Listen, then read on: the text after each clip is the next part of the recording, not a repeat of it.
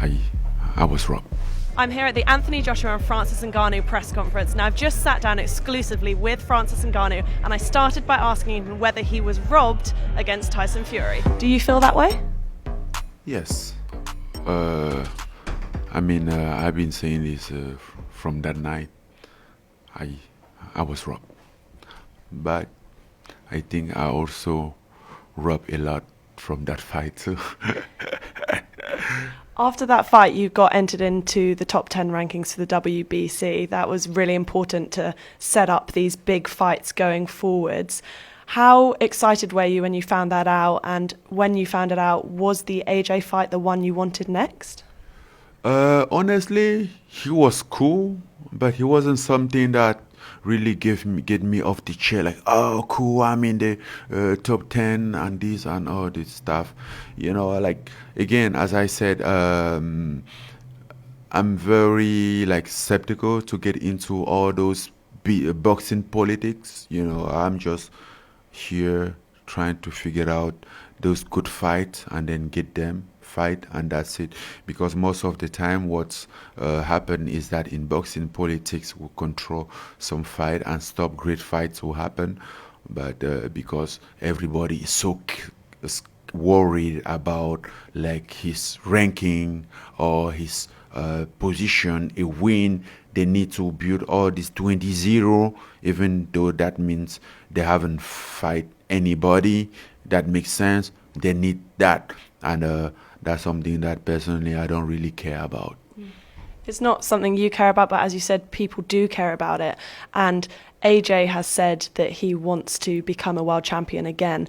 Do you think it's risky for him to be taking this fight with you, given your power and what you can do? You knocked Tyson Fury down. Yes, of course. I mean, in the combat sport, it's always risky to take a fight. When you take a fight in the combat sport, there's always a risk because there's a risk that you can lose. Of course, you want to win, but remember, in order to have a winner, we need somebody to lose, so that person can be you. So that's how the business work, and then basically when you want to be a world champion, you know that you're going to face the most ferocious fighters, the most elite fighters that has the same dream as you. In order to keep your dream alive, you have to kill somebody on. You've taken on Tyson Fury, you're now taking on Anthony Joshua, two of the biggest names in British heavyweight boxing at the moment. Who do you think will be the bigger challenge? Do you think it would have been Tyson Fury, or do you think it will be AJ? Both are big challenge, and none is not to underestimate. And I would have said earlier, before the fight, I would have said maybe Fury based on his style.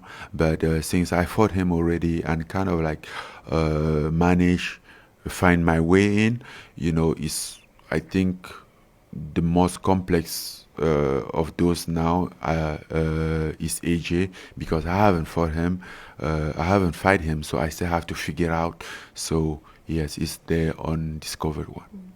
And did you watch AJ's fight with Otto Wallin, and if so, what did you think of his performance on that night? Yes, I watched that fight, and his performance was great. He showcased a good. He was there. He was present in all the sense. Even though Otto Wallin he didn't propose anything at all, but AJ was doing his job and he did great. And one of the things before the Tyson Fury fight was that you were such an unknown entity within boxing because people didn't know your style, they didn't know what you were going to be like as a boxer. Do you think that the fact that that surprise element is gone makes it easier for Joshua than it did for Fury? Absolutely. Right after that fight, and then I started to think about what could be next.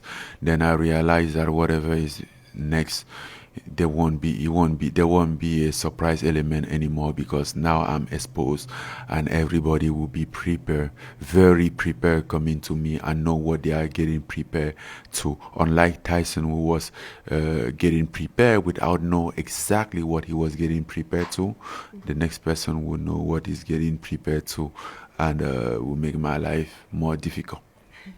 And someone like Deontay Wilder has always been known for being the hardest puncher in the heavyweight division and has that title. He didn't put on his best performance against Joseph Parker. Do you think now you're the most devastating and hardest punching boxer we have for the heavyweight division? I don't think the hardest puncher or whatever it is means anything. You know, everybody here can knock.